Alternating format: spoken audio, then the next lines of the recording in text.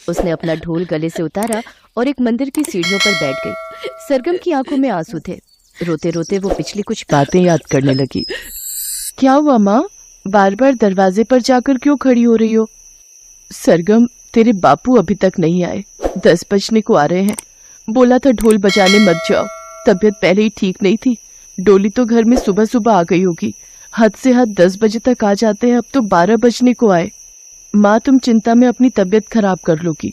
रुको, मैं बंसी काका को देख कर आती हूँ, वो भी तो कल शादी में बापू के साथ ही गए थे।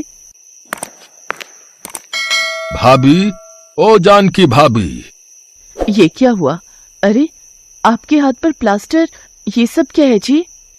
जानकी भाभी, बारिश ज्यादा हो रही थी, रास्ते में कीचड़ था, रिक्शा उलट गया और हम दोनों गिर गए। सरजू के सीधे हाथ में फ्रैक्चर हो गया।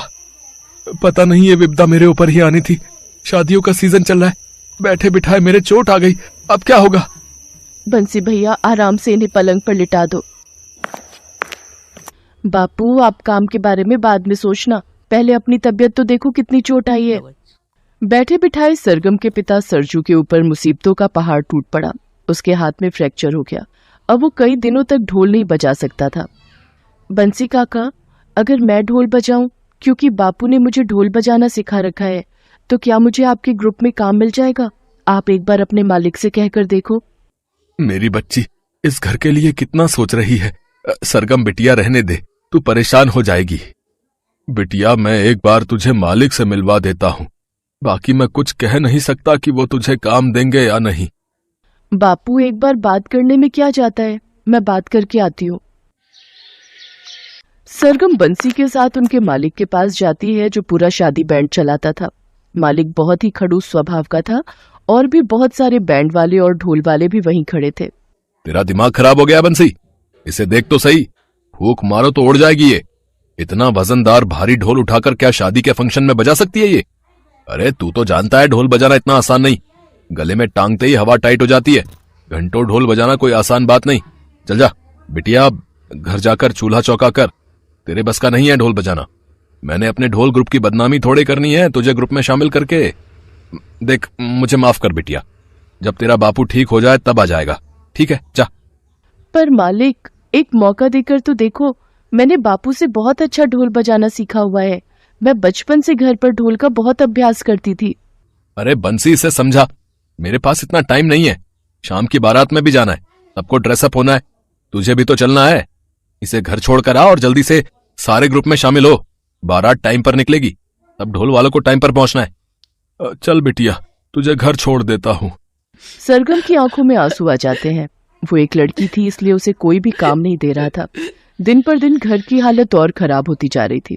घर में पैसे खत्म हो गए थे, पर कोई कितनी ही मदद करता। क्या हुआ माँ, तुम तो खिचड़ी के लिए दाल चावल लेने गई थी। सबने उधार देने से मना कर दिया, कोई भी नहीं दे रहा। कुछ समझ नहीं आ रहा बेटी, क्या करूं? तेरे बापू को अगर ये बात बताई तो उन्हें और चिंता हो जाएगी।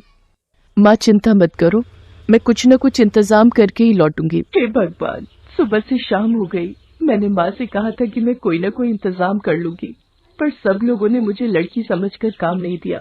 उन्हें लगता है मैं ढोल नहीं बजा पाऊंगी, पर ऐसा नहीं है भगवान, मैं बजा पाऊंगी। मैंने बापू से बहुत अच्छा ढोल बजाना सीखा है। सरगम अभी सोच ही रही थी कि तभी मंदिर में एक जोड़ा शादी के लिए आता है। वो बहुत गरीब लग रहे थे, उनके साथ कोई भी ढोल या बैंड बाजा नहीं था। अरे मोहन भाई, कम से कम एक ढोल वाले को ही बुला लेते, कुछ तो रौनक लग जाती शादी में। तू तो जानता ही है रघु, ढोल वालों से पूछा था पर पैसे बहुत मांग रहे थे। मेरी इतनी गुंजाइश नहीं थी कि मैं कोई ढोल वाला ग्रुप बुक कर सकता। अब क्या ही कर सकता हूँ। वो देख मोहन, वो सामने सीढ़ियों पर एक ढोल वाली बैठी है, मैं उससे पूछता हूँ, शायद कम पैसों में वो मान जाए। अच्छा जा, पूछ कर तो आ। सरगम वहाँ से जाने ही लगी थी कि लड़का उसे आवाज लगाता है। सुनो, आज मेरे दोस्त की शादी है, क्या तुम मेरे दोस्त की शादी में ढोल बजा दोगी? हम बहुत गरीब हैं, ज्यादा पैसे नहीं दे पाएंगे, तुम बता दो कितने पैसे लोगी? भैया जी, आपको जो ठीक लगे खुद दे देना, मैं तो वैसे भी घर ही जा रही थी। मुझे बहुत खुशी होगी अगर मैं आपके दोस्त की शादी में ढोल बजाऊं। ठीक है बहन, तो फिर तुम ढोल बजाना शुरू करो और ऐसा ढोल बजाना कि मेरे दोस्त की शादी में रौनक लग जाए। मेरा दोस्त, उसकी होने वाली पत्नी, उसके परिवार वाले सब खुशी में झूम के नाचे। और